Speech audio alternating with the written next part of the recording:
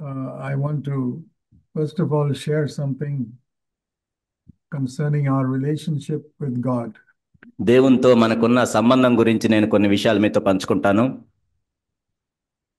Many people in India think that because we are born in a Christian family, we are Christians. భారతదేశంలో అనేక మంది ఏమనుకుంటారంటే మనం క్రైస్తవ కుటుంబంలో పుట్టాం కాబట్టి క్రైస్తవులం అనుకుంటారు.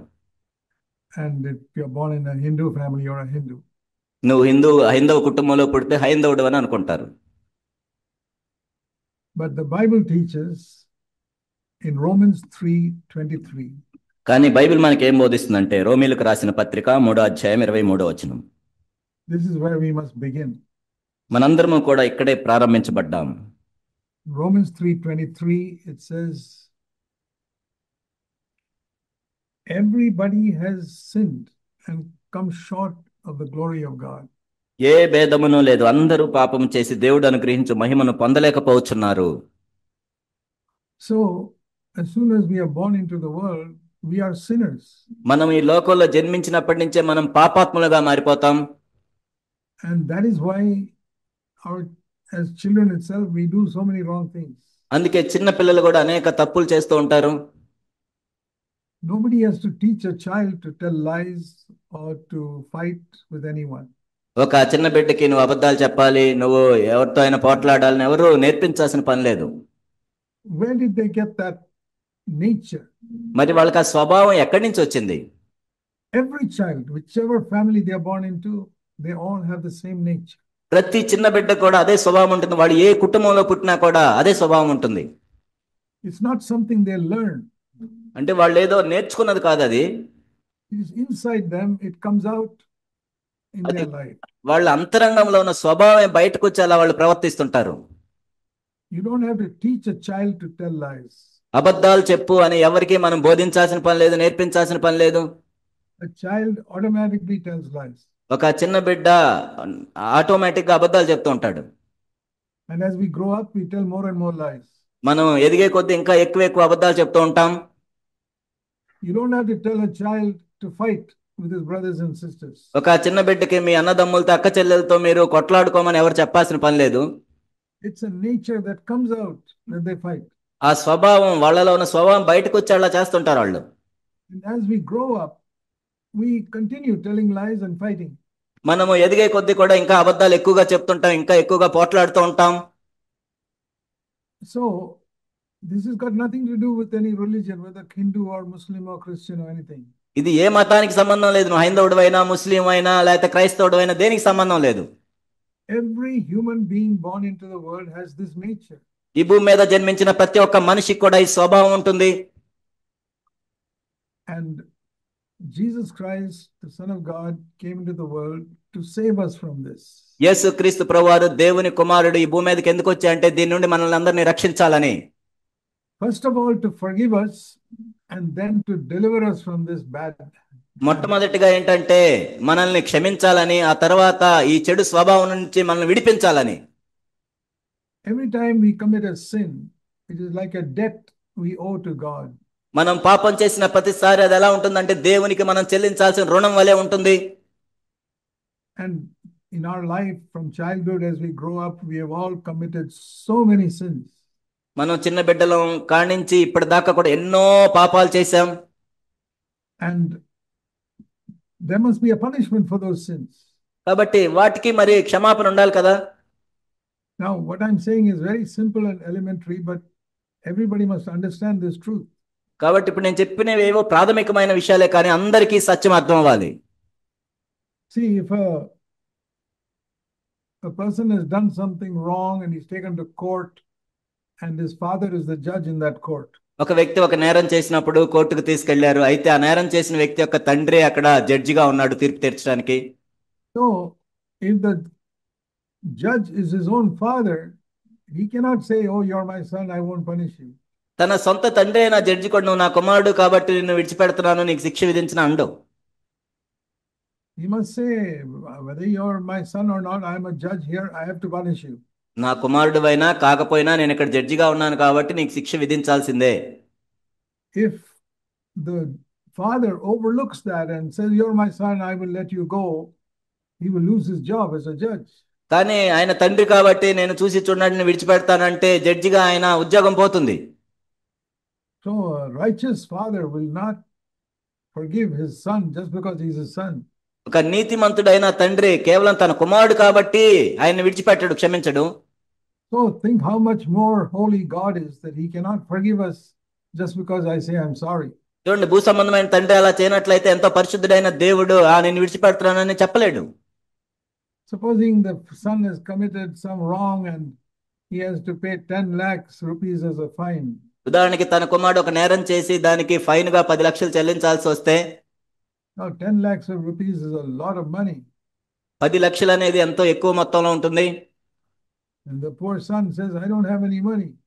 ఆ పేద కుమారుడు ఏమంటాడు, నా దగ్గర అంత డబ్బులు లేవంటాడు. So if he doesn't have money, then he has to go to jail. మరి ఆ డబ్బులు కట్టకపోతే జైల్లోకి వెళ్ళాలి. So the father says, the punishment is you have to pay 10 lakhs. అప్పుడు తండ్రి ఏమంటారంటే, నీకు విధించిన శిక్ష ఏంటంటే నువ్వు 10 లక్షలు జరిమానా కట్టాలి. So that poor son wonders, why is my father punishing me like this? He doesn't love me or what? అప్పుడు కుమారుడు ఏమనుకోడు, ఏంటి నా తండ్రి నాకు శిక్ష విధిస్తున్నాడు, నన్ను ప్రేమించట్లేదా ఏంటి అనుకుంటాడు. So then the father takes off his judge's robes. అప్పుడు తండ్రి న్యాయాధిపతి యొక్క వస్త్రాలు తీసివేసి And he comes down to the son. ఆ కుమారుని దగ్గరకు వచ్చి, And the father takes out his own personal checkbook and writes a check for 10 lakhs and gives it to his son. తన తండ్రి తన వ్యక్తిగత ఖాతాలో నుంచి 10 లక్షలు చెక్కు రాసి ఆ కుమారుడికి ఇస్తాడు కట్టమని. Say, here son, you can pay this and go home. నా కుమారుడా, ఇదిగో ఈ డబ్బు చెల్లించిన ఇంటికెళ్ళు. So what did that judge do? మరి ఆ న్యాయాధిపతి ఏం చేశాడు? As a judge, he punished him the full punishment, 10 lakhs. ఒక న్యాయాధిపతిగా దానికి ఎంత జరిమానా విధించాలో అంత 10 లక్షలు విధించాడు.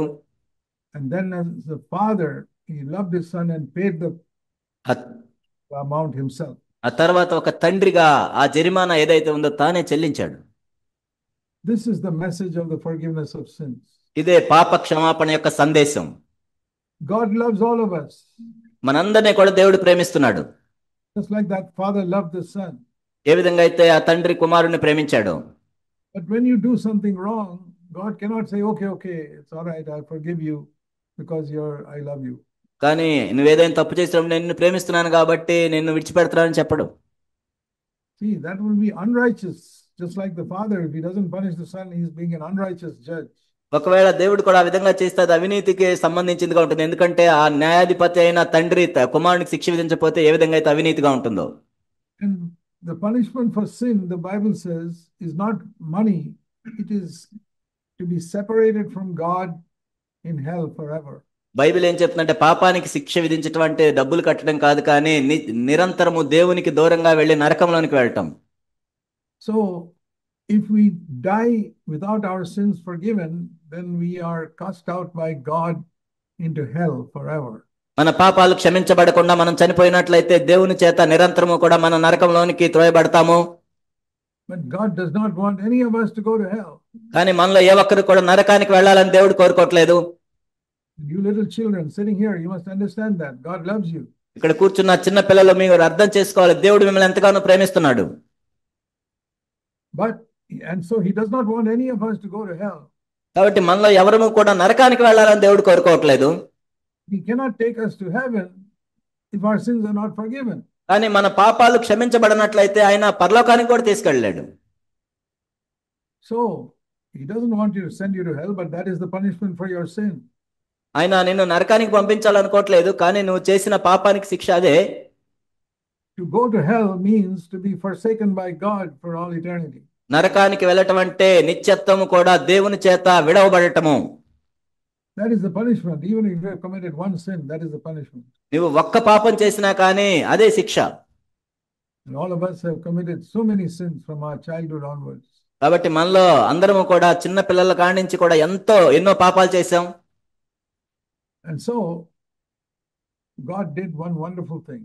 కానీ దేవుడు ఒక అద్భుతమైన విషయం చేశాడు ఇక్కడ. He sent his son to this earth తన సొంత కుమారుని భూమి మీదకు పంపించాడు. as a man. ఒక మానవునిగా. And that was Jesus Christ. ఆయన యేసుక్రీస్తు. And he said, Father, I will take the punishment for all the people in the world. ఆయన ఏం చెప్పాడంటే, తండ్రి ఈ భూలోకంలో ఉన్న మనుషులందరి పాపాలను నేను భరిస్తాను. So when they put him on the cross, ఆయన సిలువ వేసినప్పుడు he died. ఆయన చనిపోయాడు. Before he died, the Father from heaven forsook him for 3 hours.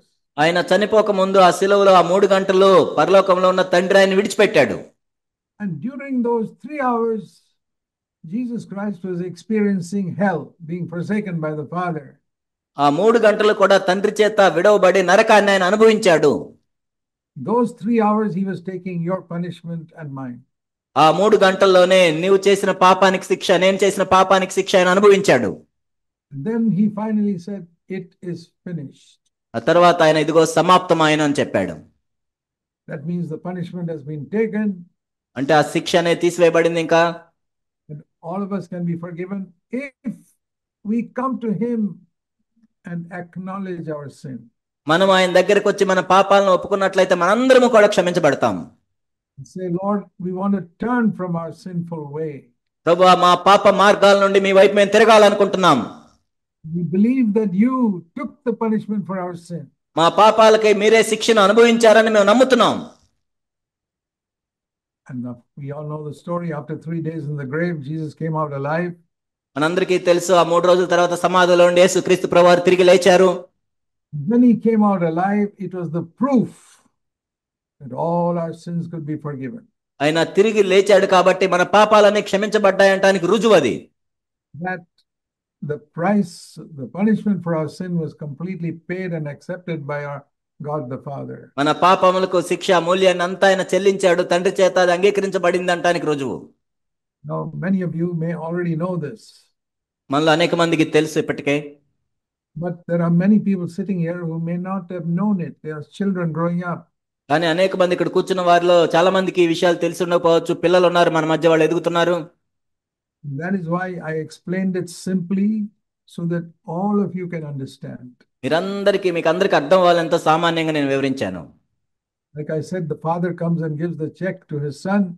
తండ్రి తన కుమారుడికి వచ్చి తన చెక్కు రాసి ఇచ్చినట్లుగా What does the son have to do? మరి అక్కడ కుమారుడు ఏం చేయాలి? He's only got to take it from the father and say thank you and give it in the court and he'll be free. ఆ తండ్రి ఇచ్చిన చెక్కుని నీకు వందనాలని చెప్పి ఆ కోర్టులో ఇచ్చినట్లయితే ఆయన విడిచిపెడతారు. But if he does not take that check from the father, then he has to go to jail. కానీ తండ్రి దగ్గర నుంచి ఆ చెక్కు తీసుకున్నట్లయితే ఆయన జైల్లోకి వెళ్ళాలి. So God offers you forgiveness, but if you're not willing to take it from God, then you have to go to hell. దేవుడు క్షమాపణ ఇస్తున్నప్పుడు మీరు స్వీకరించినట్లయితే మీరు నరకానికే వెళ్ళాలి. That is the message of the gospel. అదే సువార్త యొక్క సందేశం. There's a good side and a bad side to it. కాబట్టి దాని ఒక పక్షమేమో మంచి వైపు ఉంది, ఇంకొక పక్షమేమో శిక్ష వైపు ఉంది. Good side is that all our sins can be forgiven and we can live with God for eternity. అక్కడ శుభవార్త ఏంటంటే మనందరము కూడా దేవుని యొక్క క్షమాపణ స్వీకరించి నిరంతరము దేవునితో ఉండొచ్చు. The bad side is that if we don't accept the forgiveness, then we go to hell for eternity. కానీ చెడ్డ వార్త ఏంటంటే ఆ సువార్తను మనం స్వీకరించినట్లయితే, ఆ క్షమాపణ స్వీకరించినట్లయితే నిరంతరము నరకంలో ఉండాల్సి వస్తుంది. So God has not only made provision for forgiving our sins, దేవుడు కేవలం మన పాపాలను క్షమించడం మాత్రమే కాదు, but he's also made a provision to help us to overcome these sinful habits in our life. మన జీవితంలో మనం కలిగిన పాపపు అలవాట్లను జయించడానికి కూడా దేవుడు అవకాశాన్ని కలుగజేశాడు. So when Jesus died on the cross and his blood was shed, యేసుక్రీస్తు ప్రభువారు శిలువలో మరణిస్తున్నప్పుడు ఆయన రక్తం కార్చబడింది. that was to forgive our sins. అది ఎందుకంటే మన పాపాలు క్షమించబడటానికి. But then when he rose up and went to heaven, ఆ తర్వాత ఆయన తిరిగి లేచి పరలోకానికి ఆరోహణమై వెళ్ళిపోయారు. he sent the Holy Spirit. ఆ తర్వాత ఆయన పరిశుద్ధాత్మను పంపించారు. We can open our hearts and receive God's Holy Spirit inside us. ఇప్పుడు మన హృదయాలు తెరచి దేవుని యొక్క పరిశుద్ధాత్మని మన అంతరంగంలోనికి మనం ఆహ్వానించవచ్చు. And the Holy Spirit coming inside is like connecting electricity to your house. పరిశుద్ధాత్ముడు మన హృదయంలోనికి రావటం దేనికి సాదృశ్యంగా ఉందంటే మన ఇంటికి ఎలక్ట్రికల్ పవర్ కనెక్షన్ ఇచ్చినట్లుగా ఉంటుంది. See, why are all these lights burning in this room? ఎందుకు ఈ గదిలో ఇన్ని లైట్లు వెలుగుతున్నాయి? It's because electricity has been connected to this building. ఎందుకంటే ఈ బిల్డింగ్ కి విద్యుత్ శక్తి అనేది ఇవ్వబడింది connection. And in your house also you have electricity, so you put on a switch and the light comes. మీ ఇంట్లో కూడా విద్యుత్ శక్తి ఉంటుంది, మీరు స్విచ్ వేయగానే బల్బు వెలుగుతుంది. If you don't have electricity connection, you have to sit in the darkness.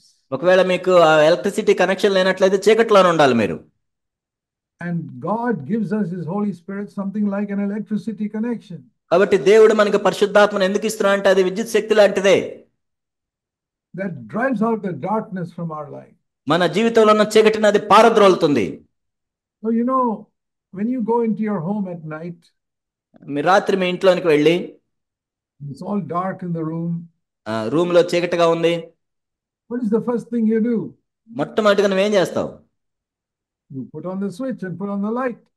మీరు switch వేస్తే bulb వెలుగుతుంది. And that is what we need to do in our life also. మన జీవితంలో కూడా అదే చేయాలి మొట్టమొదటిగా. Say, Lord Jesus, I want your Holy Spirit to come inside and drive away the darkness from my life. ఓ యేసుక్రీస్తు ప్రభు, పరిశుద్ధాత్మని నాలోనికి అనుగ్రహించండి ప్రభు, నేను స్వీకరించి నా జీవితంలో ఉన్న చీకటిని నేను పారద్రోలాలి. What is the darkness? చీకటి అంటే ఏంటి? The darkness is telling lies.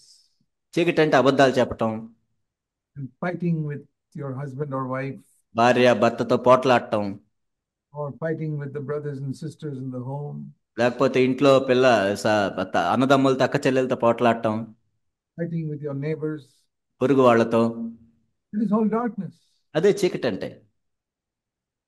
And when you do that, there's darkness in your life.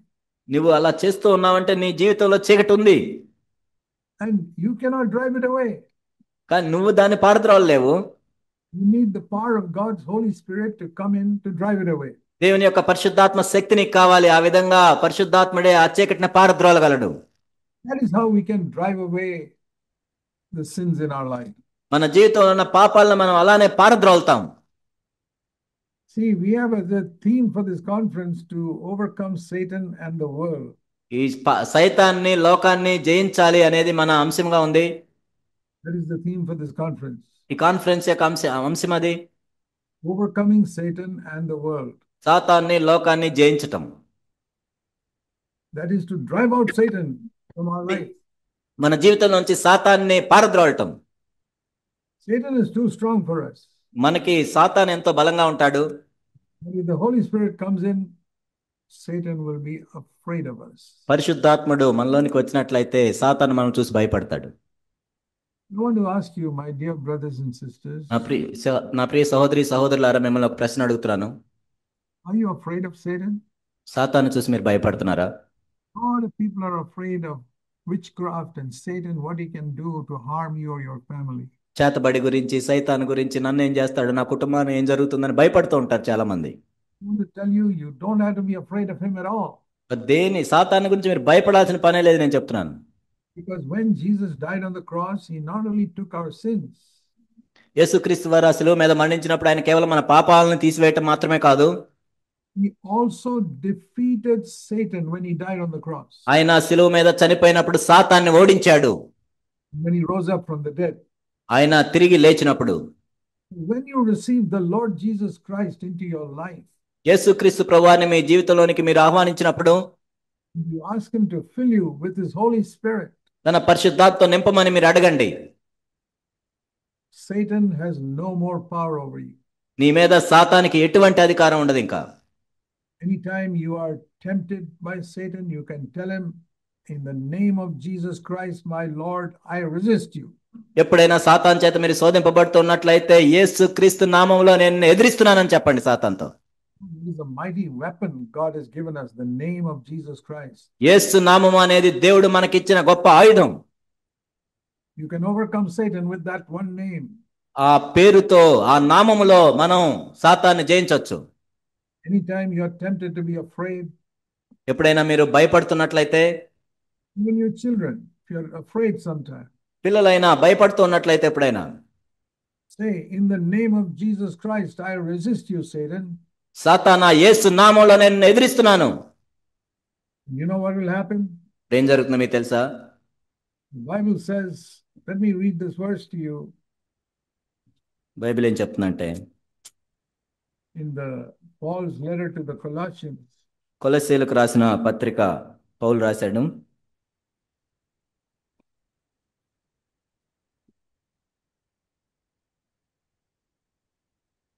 we read here that on the cross, verse Colossians 2:15, కొలస్సీ 2:15. Jesus took away all the armor from the rulers and authorities and made a public display over them, triumphing over them in the cross.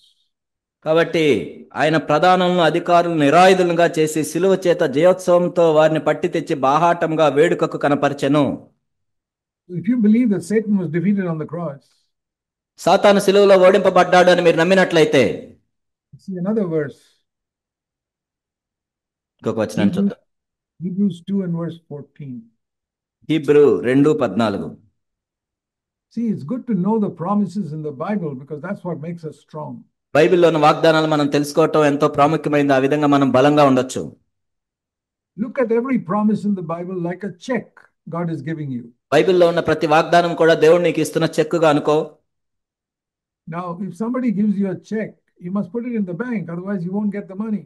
నీకు ఎవరైనా check ఇచ్చినట్లయితే అది నువ్వు బ్యాంకులో మార్చుకోవాలి, లేనట్లయితే అది డబ్బు ఎవరు ఇవ్వరు. దాన్ని God's promises will not become yours unless you go to God and say, I claim this in the name of Jesus Christ. యేసు నామములో ఈ వాగ్దానాన్ని నేను ఎత్తిపట్టుకుంటున్నాను, నువ్వు దేవుని దగ్గరికి వెళ్ళనట్లయితే అవి నీ జీవితంలో పనిచేయవు. So here it says in Hebrews 2:14, హెబ్రీయులకు రాసిన పత్రిక 2:14 మనం ఇక్కడ చూస్తూ ఉన్నాం. last part it says, through death he made the devil powerless. మరణము యొక్క బలము గల వాణ్ణి అనగా అపవాదిని మరణము ద్వారా నశింపజేయుటకు. He defeated Satan when he died on the cross. ఆ శిలువలో ఆయన మరణించినప్పుడు అపవాదిని జయించాడు. So what do I have to do now? మరి నేనేం చేయాలి ఇప్పుడు? I want to show you in James in chapter 4 what you should do. యాకోబు 4లో మనం చూద్దాం ఇప్పుడు మనం ఏం చేయాలో. In James chapter 4 యాకోబు and verse 7, 4:7. submit to God and resist the devil and he will run away from you. కాబట్టి దేవునికి లోబడి ఉండుడి, అపవాదిని ఎదిరించేటప్పుడు వాడు మీ వద్ద నుండి పారిపోవును. So remember this verse always, all you children also. పిల్లలు కూడా మీరు ఈ వచనాన్ని ఎప్పుడు జ్ఞాపకం చేసుకోండి. Submit to God means say, Lord Jesus, I give my life to you completely. దేవునికి లోబట్టం అంటే ఓ యేసు క్రీస్తు ప్రభువారా నా జీవితం అంతా కూడా మీకే ఇస్తున్నాను, నేను అప్పగించుకుంటున్నాను. Come into my heart and be Lord of my life. నా హృదయంలోనికి రండి, నా జీవితంలో ప్రభువుగా మీరు ఉండండి. Once you have submitted to God, ఒకసారి నువ్వు దేవునికి లోబడినట్లయితే whenever you feel the devil is troubling you with a temptation or something else, అపవాది కూడా దేనొక ద్వారా శోధిస్తూ ఉన్నట్లయితే, or trying to bring some fear into your heart, ఏదో ఒక భయాన్ని తీసుకొస్తున్నట్లయితే, or some anxiety in your mind, అది ఏదో ఒక చింత, because there are so many things that can happen in the world that can bring fear and anxiety into our minds. ఎందుకంటే ఈ లోకంలో జరిగే అనేక విషయాలు మనకి భయాన్ని తీసుకొస్తాయి, చింతను తీసుకొస్తాయి, ఆందోళన తీసుకొస్తాయి. You say, in the name of Jesus Christ, my Lord, I resist you, Satan. నా ప్రభు అయిన యేసు నామములో అపవాదిని నేను ఎదిరిస్తున్నాను. And it says here in James 4 and verse 7, the devil will run away from you. ఆ విధంగా చేస్తే యాకోబు 4:7 ఏం చెప్పబడిందంటే అప్పుడు వాడు మీ వద్ద నుండి పారిపోతాడు. Please remember this verse, James chapter 4 verse 7. యాకోబు రాసిన పత్రిక 4:7 ఈ వచనాన్ని జ్ఞాపకం ఉంచుకోండి. Very good verse to underline in your Bible so that you remember it. Me Bible underline చేసుకొని మీరు జ్ఞాపకం పెట్టుకోండి. Resist the devil and he will run away from you. అపవాదిని ఎదిరించండి, అప్పుడు వాడు మీ వద్ద నుండి పారిపోతాడు. In the name of Jesus Christ. యేసు నామములో. It's like a weapon God has given us. దేవుడు మనకిచ్చిన ఆయుధం ఆ నామం. The name of Jesus Christ is a powerful weapon. యేసు క్రీస్తు ప్రభువారి నామం అనేది ఎంతో శక్తివంతమైన ఆయుధం. We must use it whenever we are tempted. మనం శోధించబడినప్పుడల్లా కూడా ఆయుధాన్ని మనం ఉపయోగించుకోవాలి. Whenever we feel a lot of pressure, of fear and anxiety, మనం ఎప్పుడైనా ఒత్తిడిలో, భయములో, ఆందోళనలో, చింతలో వెళ్తూ ఉన్నప్పుడు say, in the name of Jesus, I resist you, Satan. సాతానా, యేసు నామములో నేను ఎదిరిస్తున్నాను. And sometimes Satan will condemn us for some wrong thing that we did in our past life. కొన్నిసార్లు మనం గతంలో చేసిన తప్పులను బట్టి అపవాది ఏం చేస్తాడంటే మనల్ని శిక్షా విధిలోనికి తీసుకెళ్తూ ఉంటాడు. So then we must remember in the first letter of John, అప్పుడు యోహాను రాసిన మొదటి పత్రిక chapter 1 1వ అధ్యాయం and verse 9. 9వ వచనం. If we confess our sins, God is faithful and righteous to forgive us all our sins. మన పాపములు మనం ఒప్పుకునే యెడల ఆయన నమ్మదగిన వాడును నీతిమంతుడు గనుక మన పాపములు క్షమించును. Because Jesus died for all our sins. ఎందుకంటే మన పాపముల గురించి యేసుప్రభువు వారు మరణించారు. It says here God will forgive you only if you confess your sin. నీ పాపాన్ని నువ్వు ఒప్పుకుంటేనే దేవుడిని క్షమిస్తాడని ఇక్కడ రాయబడి ఉంది. If you commit a sin and you don't confess it, it will not be forgiven. ఒకవేళ నువ్వు పాపం చేసి ఒప్పుకున్నట్లయితే నీకు క్షమాపణ లభించదు. Every day when we go to bed at night, we must confess all the sins that we remember that we did that day. కాబట్టి ప్రతిరోజు కూడా మనం నిద్రపోయే ముందు ఆ రోజు మనం చేసిన పాపాలన్నిటిని జ్ఞాపకం చేసుకుని ఒప్పుకోవాలి. That's a good habit for grown-up people and children to practice. అది చిన్నపిల్లలకైనా పెద్దవాళ్ళకైనా కానీ ఆ విధంగా అభ్యాసం చేయటం అనేది ఎంత మంచి అలవాటు అది. When you go to bed, నీవు నిద్ర ఉపక్రమించే ముందు take 2 minutes. 2 నిమిషాలు సమయం తీసుకో. You need only 2 minutes. 2 నిమిషాలు చాలు. Pray to God. ప్రార్థన చేయి దేవునికి. Lord, I'm sorry I did these things today. Please forgive me. ప్రభువా నేను ఈ విషయాలు చేశాను దయచేసి నన్ను క్షమించు. Or I spoke something rudely or angry to somebody else. లేకపోతే ఎవరి మీద కోపంగా మాట్లాడాను, కఠినంగా మాట్లాడాను. Please forgive me. దయచేసి నన్ను క్షమించు ప్రభువా. If that person is in your house, you must go and ask that person's forgiveness also. ఒకవేళ ఆ వ్యక్తి మీ ఇంట్లో ఉన్నట్లయితే వెళ్ళి అతన్ని కూడా క్షమాపణ అడగాలి. If the person is somewhere else, you say, Lord, I will ask that person's forgiveness tomorrow. ఒకవేళ ఆ వ్యక్తి దూరంగా ఉన్నట్లయితే ప్రభు ఆ వ్యక్తి నేను రేపు అడుగుతాను క్షమాపణ. So when you get angry with somebody, ఎవరి మీద నీ కోపం వచ్చినట్లయితే the sin. అది పాపం. If a husband or wife, you shout at each other, that's a sin. భార్య భర్తలు ఒకరి మీద ఒకరు అరుచుకుంటున్నట్లయితే అది కూడా పాపం. All husbands and wives shout at each other. కాబట్టి భార్య భర్తలు అందరూ కూడా ఒకరి మీద ఒకరు అరుచుకుంటూ ఉంటారు. But if we are filled with the Holy Spirit, we can overcome it, that we will stop shouting at each other. కానీ మీరు పరిశుద్ధాత్మతో నింపబడినట్లయితే మీరు దాన్ని జయించి మీరు అలా అరుచుకోవటం మానేస్తారు. And we can all come to that life. మనందరము కూడా ఆ జీవితంలోనికి ప్రవేశించవచ్చు. I know when I first got married, I also used to get angry with my wife. నాకు కూడా వివాహమైన క్రొత్తలో నా భార్య మీద నాకు కోపం వచ్చేది.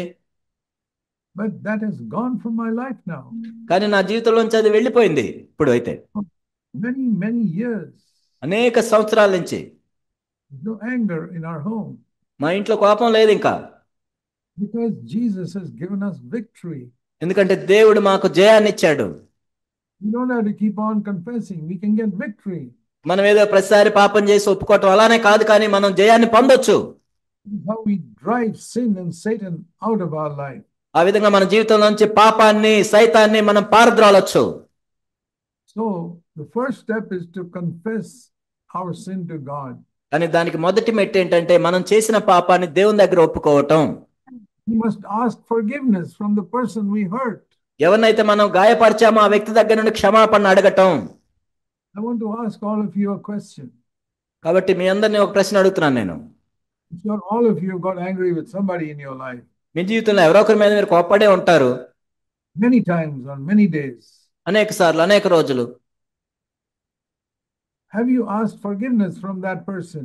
ఆ వ్యక్తి వద్ద నుండి మీరు క్షమాపణ అడిగారా? All of you husbands. భర్తలారా, I'm sure you got angry with your wife sometime. మీ భార్య మీద అనేక సార్లు మీరు కోప్పడి ఉంటారు. Did you go to her and say, please forgive me, I'm sorry for getting angry with you? ఆమె దగ్గరికి వెళ్ళి నీ మీద కోపడ్డాను నన్ను క్షమించమని అని అడిగారా? And all of you wives who shouted at your husbands and got angry with them. భార్యలారా, మీరు కూడా మీ భర్తల మీద అనేక సార్లు కోప్పడి అరిచి ఉంటారు. Have you gone to your husband and say, I'm sorry, please forgive me for getting angry? నీ భర్త దగ్గరికి వెళ్ళి నీ మీద కోపడినందుకు నన్ను క్షమించని ఎప్పుడైనా క్షమాపణ అడిగావా? God won't forgive you if you don't ask forgiveness. నువ్వు క్షమించమని అడగనట్లయితే దేవుడు కూడా నిన్ను క్షమించడు. And when somebody asks forgiveness from you, you must forgive them completely. ఎవరైనా నిన్ను క్షమించమని అడిగినట్లయితే నువ్వు వెంటనే క్షమించాలి. And as Christians, we are dealing with a lot of non-Christians in the world. క్రైస్తవులంగా మనం అనేక మంది క్రైస్తవేతరులతో కూడా అనేక పనులు చేయాల్సి వస్తుంటుంది. But non-Christians don't believe in asking for forgiveness. కాబట్టి క్రైస్తవేతరులు నేను క్షమాపణ అడగాలనేది వాళ్ళకు ఉండదు. So somebody in your office or somebody in some other place gets angry with you, they're not going to ask you for forgiveness. మీ ఆఫీస్లోనో మరొక చోట ఎవరైనా నీ మీద కోపడినట్లయితే వాళ్ళు ఏమొచ్చి నేను క్షమాపణ అడగరు. But you must forgive them. కానీ నువ్వు క్షమించాలి. We don't have to wait for somebody to ask forgiveness from us. We forgive them automatically. కాబట్టి వాళ్ళు ఏదో క్షమాపణ అడగలేదని నువ్వు క్షమించకుండా ఉండకూడదు, నువ్వు వెంటనే క్షమించాలి. Why do we forgive others? మరి ఎందుకు మనం క్షమించాలి? Because God has forgiven us so much. ఎందుకంటే దేవుడు మనల్ని ఎంతగానో క్షమించాడు. Jesus taught us to pray like this. యేసుక్రీస్తు ప్రభువారు ఈ విధంగా ప్రార్థించమని నేర్పించారు. Heavenly Father, పరలోకమందున్న మా తండ్రి, please forgive my sins just like I have forgiven other people. మేము ఇతరులను క్షమించినట్లు మా పాపములను మా అపరాధములను కూడా క్షమించండి. So if you don't forgive other people, God will not forgive you. నువ్వు వేరే వాళ్ళని క్షమించకుండా ఉన్నట్లయితే దేవుడు నిన్ను క్షమించడు. You know that? నీకు తెలుసా అది? Can you stop for a moment and think? మీరు ఒక్క క్షణం ఆలోచించి, I want to read a verse to you. Matthew chapter 6. మత్తయి సువార్త 6వ అధ్యాయంలో ఒక మాట మీకోసం నేను చదువుతాను. And verse 15. This is a very important verse. మత్తయి సువార్త 6వ అధ్యాయం 15వ వచనం ఎంతో ప్రాముఖ్యమైనది ఇది. I don't know whether anybody preached this verse to you. అసలు మీకు ఎవరైనా దీని గురించి బోధించారో లేదో కూడా నాకు తెలియదు. I preach it all the time. నేను ప్రతిసారి దీన్ని బోధిస్తాను. You must remember this verse by heart in your memory. కాబట్టి మీరు ఇప్పుడు దీన్ని బై హార్ట్ చేయాలి. Keep it in your mind. Me mind లో ఉంచుకోవాలి దీన్ని. Matthew 6 verse 15. మత్తయి సువార్త 6వ అధ్యాయం 15వ వచనం. Keep this verse inside your mind, inside your head. కాబట్టి మీ తలలో మీరు జ్ఞాపకం ఉంచుకోండి దీన్ని. If you do not forgive others, your Father in heaven will not forgive you. మీరు మనుష్యుల అపరాధములను క్షమింపకపోయిన ఎడల మీ తండ్రి మీ అపరాధములను క్షమింపడు. Now listen to that again. మరలా ఒకసారి వినండి ఇది. If you don't forgive men their trespasses, your Father will not forgive your sins. మీరు మనుష్యుల అపరాధములను క్షమింపకపోయిన ఎడల మీ తండ్రి మీ అపరాధములను క్షమింపడు. So some of you have been praying, oh God, please forgive my sin. మీలో కొంతమంది ప్రార్థన చేస్తున్నారు, దేవా నా పాపాలను క్షమించమని. But the Lord says, you have not forgiven somebody. కానీ ప్రభు ఏం చెప్తాడంటే, మరి నువ్వు ఫలానా వాళ్ళని క్షమించలేదు కదా అని అడుగుతున్నాడు. You have not forgiven your husband. You have not forgiven your wife. నీ భర్త నువ్వు క్షమించలేదు, నీ భార్యను నువ్వు క్షమించలేదు. You have not forgiven your neighbor. నీ పొరుగు వాళ్ళను నువ్వు క్షమించలేదు. You have not forgiven your mother-in-law. మీ అత్తగారిని నువ్వు క్షమించలేదు. You have not forgiven your neighbor and your friend, your people, your boss in the office. ఆఫీసులో మీ యజమాని నువ్వు క్షమించలేదు. There are people you have not forgiven. కాబట్టి కొంతమంది ఉన్నారు నువ్వు క్షమించకుండా ఉన్నవాళ్ళు. Then according to this verse, God cannot forgive you. ఈ వచనం ప్రకారం దేవుడు నిన్ను కూడా క్షమించడు. And that is how we remain defeated by Satan in this world. అందువల్ల ఈ లోకంలో సాతాను చేత మనం ఓడించబడుతూ ఉంటాం.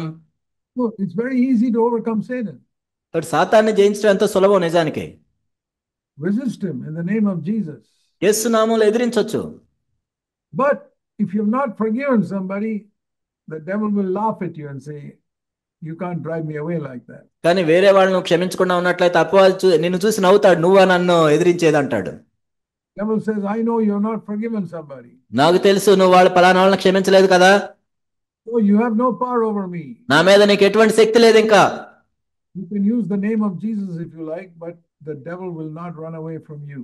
నీ ఇష్టం వచ్చినట్టు నువ్వు యేసు నామం ఉపయోగించుకోవచ్చు, కానీ అపవాది నీ ఎదురుని పారిపోడు. So my dear brothers and sisters, నా ప్రియ సహోదరి సహోదరులారా, forgiving others is a very, very important thing we have to do if we want to overcome Satan. మనం సాతాన్ని జయించాలంటే వేరే వాళ్ళను క్షమించటం అనేది ఎంతో ఎంతో ప్రాముఖ్యమైన విషయం. Not only we must forgive, మనం క్షమించటం మాత్రమే కాదు, one more thing. ఇంకోటి ఏంటంటే, Turn to Matthew chapter 5 మత్తయి సువార్త 5వ అధ్యాయం and verse 23 and 24. 23, 24.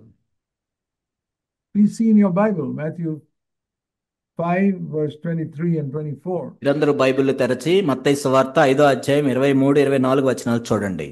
You come and put an offering before God, and you suddenly remember that somebody's got something against you.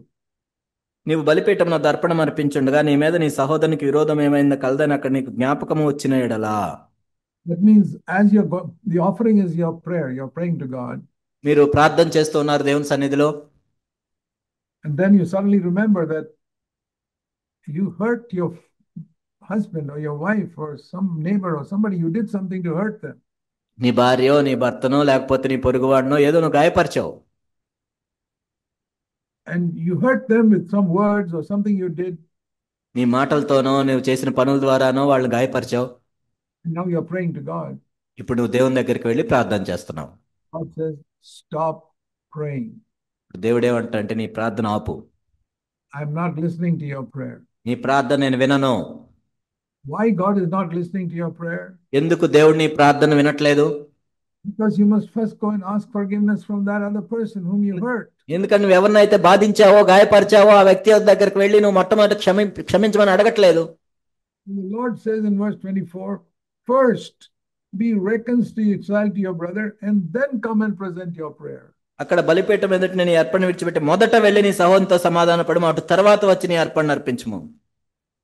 And that is why many of your prayers are not answered by God. అందుకే దేవుని చేత నీవు చేసిన అనేకమైన ప్రార్థనలకు జవాబు రావట్లేదు. So if you're honest, you'll admit there are many prayers you have prayed which have never been answered by God. నువ్వు యథార్థంగా ఉన్నట్లయితే నువ్వు చేసిన అనేక ప్రార్థనలకి దేవుని దగ్గర నుంచి జవాబు రాలేదు నీకు. You know that God answers every prayer. మీకు తెలుసా మనం చేసిన ప్రతి ప్రార్థనకి దేవుడు జవాబిస్తాడు. He doesn't always say yes to what you ask. నువ్వు అడిగిన ప్రతిదీ ఇస్తున్నాను అంట మాత్రమే కాదు అది. But he answers every prayer. కానీ ప్రతి ప్రార్థనకి ఆయన జవాబిస్తాడు. I'll tell you what I mean. దాని అర్థం ఏంటంటే, see, when you go to a road junction, there's a traffic light there. కాబట్టి మీరు ఒక రోడ్డు మీద జంక్షన్ దగ్గరికి వెళ్ళినప్పుడు ట్రాఫిక్ లైట్స్ ఉంటాయి అక్కడ. You all seen the traffic light. There are 3 lights there. అక్కడ ట్రాఫిక్ సిగ్నల్స్ దగ్గర 3 లైట్లు ఉంటాయి. There's a red light and a yellow light and a green light. ఒకటి రెడ్ లైట్, అది ఎరుపు రంగులో ఉంటుంది, పసుపు రంగులో ఉంటుంది, ఆకుపచ్చ రంగులో ఉంటుంది. What does that mean?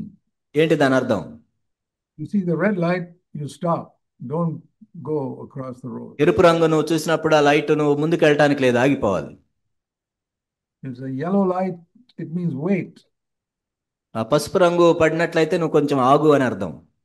Wait, get ready to go, but don't go yet. కాసేపు ఆగి తర్వాత వెళ్ళు, కానీ ఇప్పుడే వెళ్ళొద్దని. Green means you can go. ఆకుపచ్చదాన్ని వెళ్ళిపోవచ్చు ఇప్పుడు ఇంకా. So these are a picture of 3 answers to prayer.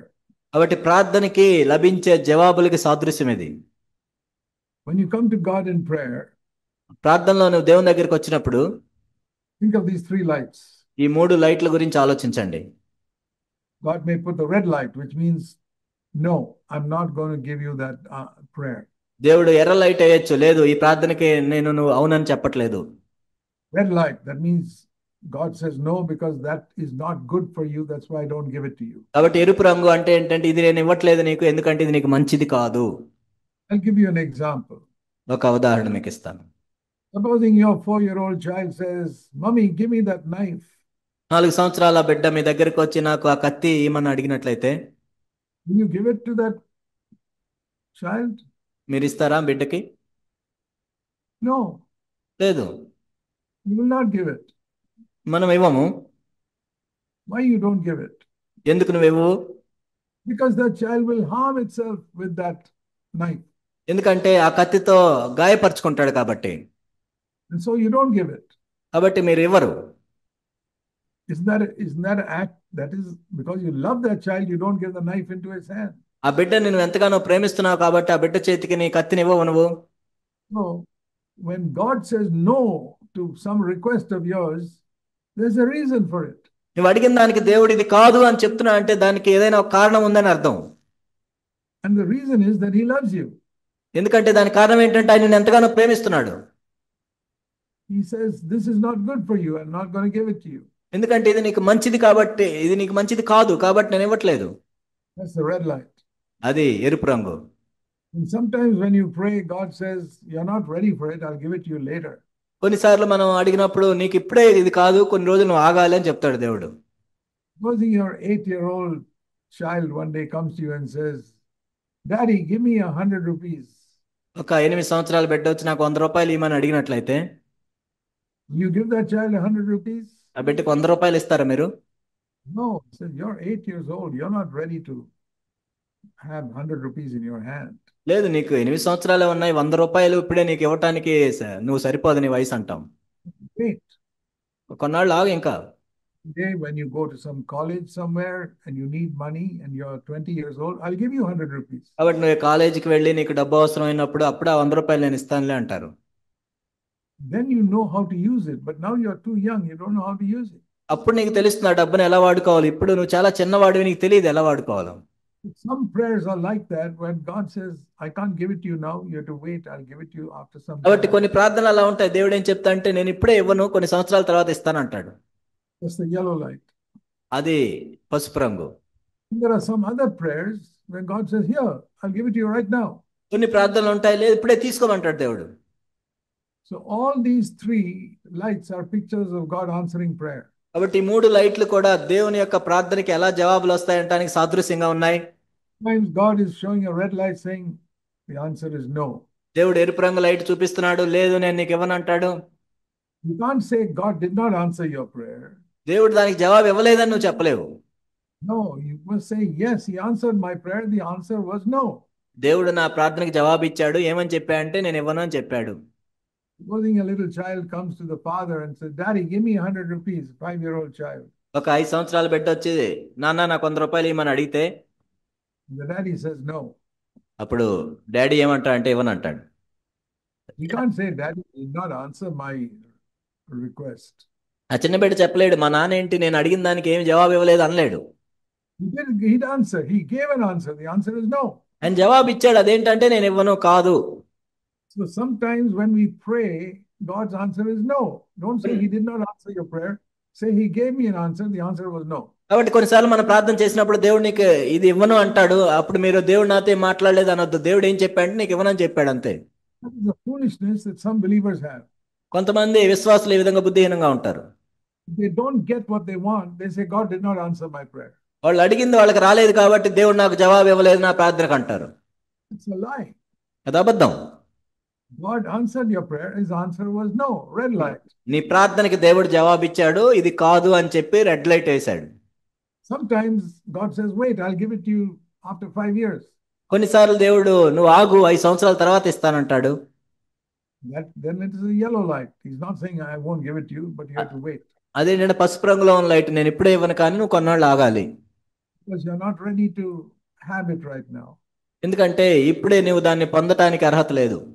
And sometimes God says, yes, you can have it right now. You pray and you'll get the result.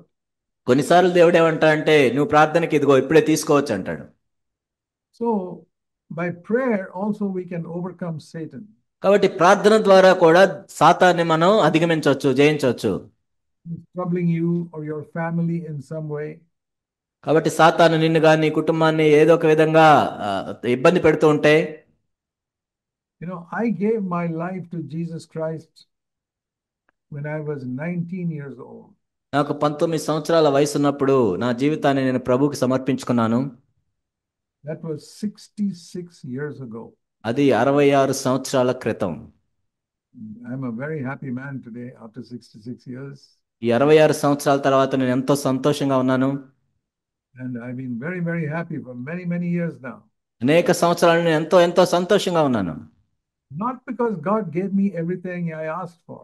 దేవుడు నేను అడిగినవన్నీ నాకు ఇచ్చాడని కాదు. He knew that some things were not good for me. He said no. కొన్ని నేను అడిగినవి నాకు మంచిది కాదని దేవుడికి తెలుసు కాబట్టి కొన్ని ఇవ్వలేదు. Thank you, Lord. You said no, I got the answer. I'm happy. ప్రభా మీకు ధన్యవాదాలు, వందనాలు తెలియజేస్తున్నాను ప్రభా. You said no to me. ఎందుకంటే నేను అడిగిన దానికి మీరు కాదని చెప్పారు. Because you know it's not good for me. ఎందుకంటే నాకు అది మంచిది కాదని మీకు తెలుసు కాబట్టి. In these last 66 years, there's some things God did not give me immediately, but gave me after 4 or 5 years. 26 సంవత్సరాల జీవితంలో నేను చూసుకున్నట్లయితే దేవుడు కొన్నిటికి నాకు వెంటనే ఇవ్వలేదు, కానీ కొన్ని సంవత్సరాల తర్వాత ఇచ్చాడు. I say, thank you to allow me to wait. Actually, I was not ready for it. You gave it to me afterwards. You told me to wait. ప్రభా, దాన్ని స్వీకరించడానికి నేను ఇంకా సిద్ధపడలేదు కాబట్టి కొన్ని సంవత్సరాల తర్వాత ఇస్తా అన్నారు, మీరు ఇచ్చారు, అందరి మట్టి వందనాలు ప్రభా. Some other things He granted immediately. కొన్ని అయితే వెంటనే ఇచ్చాడు దేవుడు. But we must all develop the habit of taking our problems to God in prayer. కాబట్టి మనందరము కూడా మన సమస్యల్ని దేవుని దగ్గర ప్రార్థనలో తీసుకువెళ్ళటం అనేది అభ్యాసం చేయాలి, నేర్చుకోవాలి.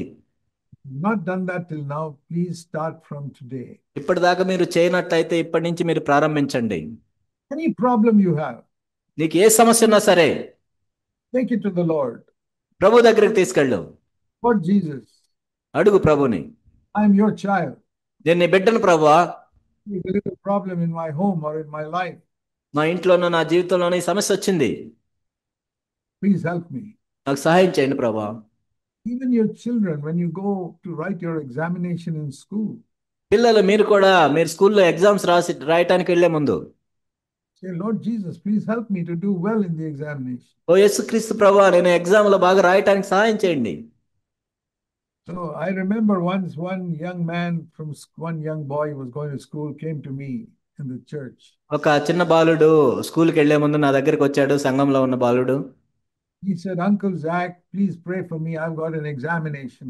అంకుల్ జాక్ గారు, నాకు ఈ రోజు పరీక్ష ఉంది, ప్రార్థన చేయమని అడిగాడు. I said, I first want to know whether you studied for the examination. ముందు అసలు ఆ ఎగ్జామ్ కు నువ్వు చదివావా లేదా అని నేను అడిగాను. Because if you have not studied for the examination, it's no use my praying for you. మీరు ఆ పరీక్ష చదవకుండా నేను ప్రార్థన చేసినంత మాత్రాన ఏమవ్వదు. Only if you have studied for the examination, then I can pray for you that God will help you. నువ్వు exam కు చదువుకుంటేనే నేను దేవునికి సహాయం చేయాలని నేను ప్రార్థన చేస్తాను. Don't ask God to help you if you did not study for the examination. నువ్వు అసలు ఎగ్జామ్కి ఏమీ చదవకుండా సహాయం చేయమని ప్రభుని అడగొద్దు. Then I told that boy an example. ఒక ఉదాహరణ చెప్పాను అబ్బాయికి నేను.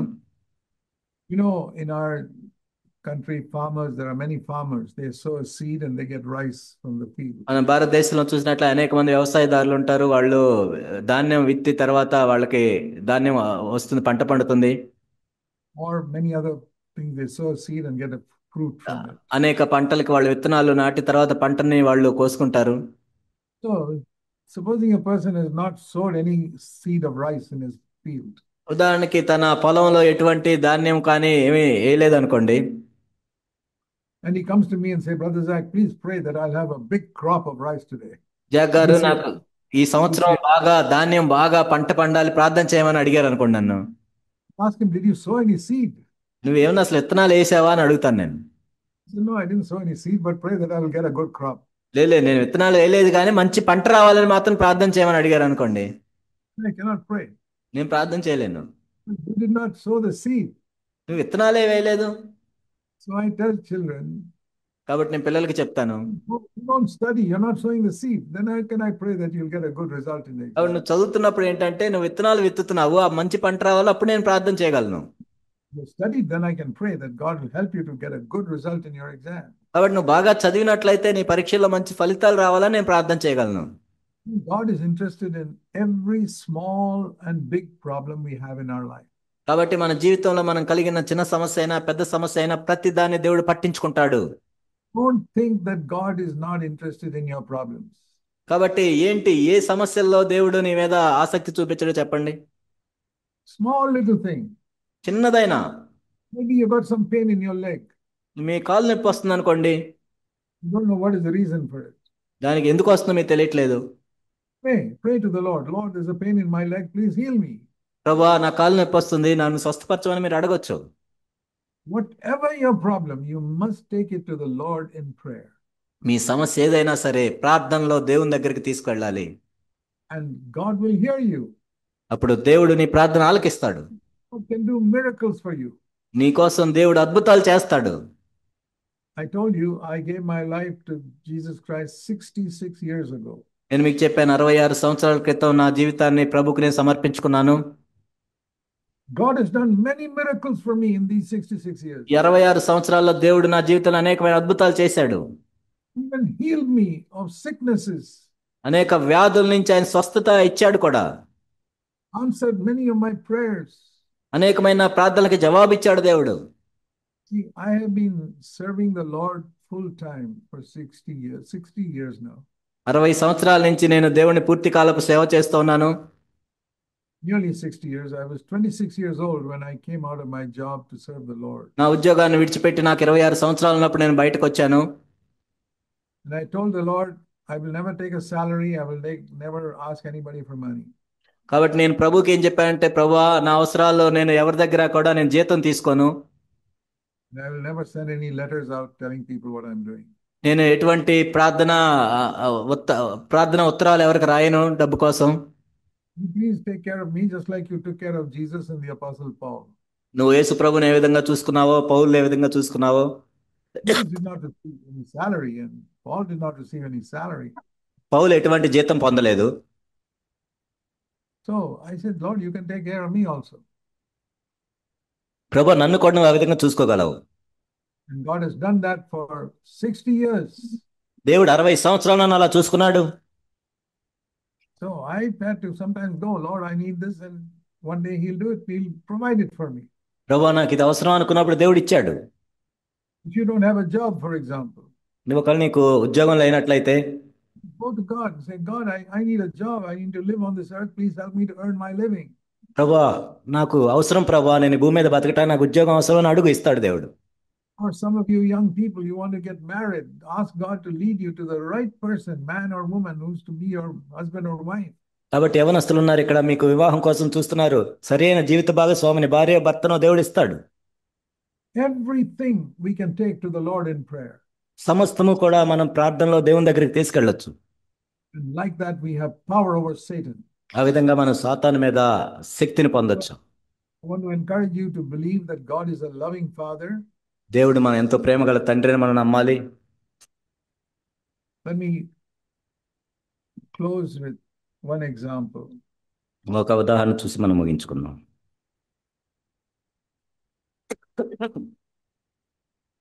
Jesus said in Luke chapter 11. లూకా 11లో యేసుక్రీస్తు ప్రభువారు ఏ విధంగా చెప్పారు? It's a beautiful verse here. ఎంతో అద్భుతమైన మాట ఇది. Luke 11 and verse 13. Luka 11:13. If you being evil know how to give good gifts to your children, how much more your heavenly Father will give the Holy Spirit to those who ask Him. పరలోకమందున్న మీ తండ్రి తన అడుగు వారికి పరిశుద్ధాత్మ ఎంతో నిశ్చయంగా అనుగ్రహించును. మీరు చెడ్డవారు అయ్యుండి కూడా మీ పిల్లలకు మంచి ఈవులను ఎరిగి ఉన్నారు కదా. Turn to Matthew chapter 7. Mattayi 7 verse 11. మత్తయి 7:11 మనం చూసినట్లయితే, This is a verse that you can think of when you're praying for something. నువ్వు దేని గురించి అయినా ప్రార్థన చేస్తున్నప్పుడు దీన్ని మీరు జ్ఞాపకం చేసుకోవాలి. Remember this verse, Matthew 7 verse 11. మత్తయి సువార్త 7:11. If you being evil know how to give good gifts to your children, how much more your Father in heaven will give good gifts to those who ask Him. మీరు చెడ్డవారయ్యుండి మీ పిల్లలకు మంచి ఈవులను ఎరిగి ఉండగా పరలోకమందున్న మీ తండ్రి తన అడుగు వారికి అంతకంటే ఎంతో నిశ్చయముగా మంచి ఈవులను ఇచ్చును. Can you remember that verse, all of you, in your mind? మీ అందరూ కూడా మీ మైండ్లో దీన్ని జ్ఞాపకం ఉంచుకోండి. Say to yourself, Matthew 7:11. Mattayi 7:11. And say, if an earthly father will give me what I need, how much more my heavenly Father will give me. చూడండి, నా భూ సంబంధమైన తండ్రి నాకు అవసరమైన ఇస్తాడైతే మరి నా పరలోకపు తండ్రి ఇంకెంత నిశ్చయంగా ఇస్తాడో కదా. You say that to yourself, you'll have faith. కాబట్టి ఆ విధంగా మనం దీన్ని అంగీకరించినప్పుడు మనకు విశ్వాసం కలుగుతుంది. So please remember Matthew 7 verse 11 when you pray. మత్తయి సువార్త 7:11 జ్ఞాపకం చేసుకోండి మీరు ప్రార్థన చేసేటప్పుడు. Earthly fathers know how to give good gifts to their children. How much more Heavenly Father will give us what is good. భూ సంబంధమైన తల్లిదండ్రులే పిల్లలకి మంచి ఈవులు ఇవ్వటానికి వాళ్ళు ఇష్టపడుతున్నట్లయితే పరలోకమందున్న తండ్రి ఎంత నిశ్చయంగా ఇస్తాడు కదా అడిగిన వాళ్ళకి. So let's develop the habit of talking to God our Father and asking Him for needs in our life. కాబట్టి దేవుణ్ణి తండ్రి వల్లే మనం ఎరిగి మన అవసరాలు ఆయన అడగటం అనేది మనం అభ్యాసం చేసుకుందాం, అలవాటు చేసుకుందాం. Like that, you can drive Satan away. ఆ విధంగా సాతాన్ని మనం పారద్రోలొచ్చు. You can drive Satan out of your house.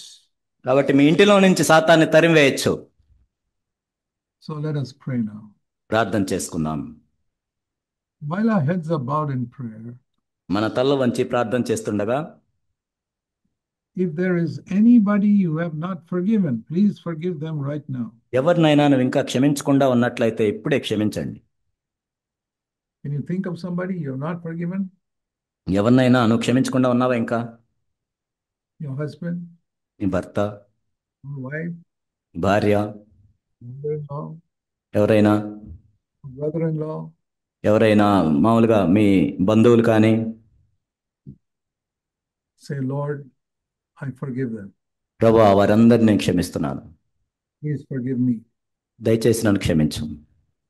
If anybody's name comes to your mind right now that you have not forgiven, ఇప్పుడు నువ్వు ప్రార్థన చేస్తుండగా ఎవరి పేరైనా నీకు జ్ఞాపకం వచ్చినట్లయితే, నువ్వు ఇంకా క్షమించకుండా ఉన్నట్లయితే, say, Heavenly Father, I am forgiving this person right now. పరలోకమందున్న మా తండ్రి, ఆ వ్యక్తిని నేను ఇప్పుడే క్షమిస్తున్నాను. And if you have hurt somebody, ఒకవేళ నువ్వు ఎవరినైనా గాయపరిచినట్లయితే, say, Lord Jesus, as soon as I get an opportunity, I'll go and ask that person's forgiveness. ఓ ప్రభువా, నాకు అవకాశం దొరికిన వెంటనే ఆ వ్యక్తిని నేను క్షమించమని అడుగుతాను వెళ్ళి. Then your heart is clear. అప్పుడు నీ హృదయము శుభ్రంగా ఉంటుంది. You have forgiven everybody and you're ready to ask forgiveness from everyone. నువ్వు అందరినీ క్షమించావు, క్షమాపణ అడగటానికి సిద్ధపడ్డావు. So now you can pray, Lord, this is what I want. ప్రభువా, నాకు ఇప్పుడు ఇది కావాలని అడగొచ్చు. Please do that now. Forgive everybody. కాబట్టి దయచేసి ఇప్పుడే చేయండి, అందరినీ క్షమించండి. And Satan will have no power over your life or your family or your home. ఆ విధంగా నువ్వు చేసినట్లయితే సాతానికి నీ జీవితం మీద, నీ కుటుంబం మీద, లేకపోతే దేని మీద కూడా అధికారం ఉండదు. Then you'll be a very useful member of your local church. అప్పుడు మీ స్థానిక సంఘంలో ఎంతో ఉపయోగపడే పాత్రగా నీవు ఉంటావు. Okay, let us pray. ప్రార్థన చేసుకుందాం. Heavenly Father, పరలోకపు తండ్రి, we come to you in our need. ప్రభువా, మా అవసరంలో మీ ఎద్దుకు వస్తున్నాం. We want everybody here to be an overcomer in their life. ప్రభువా, ఇక్కడ కూర్చున్న ప్రతి ఒక్కరూ కూడా వాళ్ళ జీవితంలో జయించువారిగా ఉండడానికి సహాయం చేయండి. Overcome Satan every day. ప్రతి రోజు కూడా సాతాన్ని వాళ్ళు జయించడానికి సహాయం చేయండి. Please, first of all, forgive us our sins. మొట్టమొదటిగా మా పాపాలను క్షమించండి. Give us the power of your Holy Spirit మీ పరిశుద్ధాత్మ యొక్క శక్తిని మాకు అనుగ్రహించండి, so that we can live an overcoming life. ఆ విధంగా మేము జయించే జీవితం జీవించలాగున. Hear our prayer, we pray in Jesus' name. యేసు నామములో ప్రార్థిస్తున్నాం. ప్రభువా, మా ప్రార్థన ఆలకించండి తండ్రి. Amen. ఆమేన్.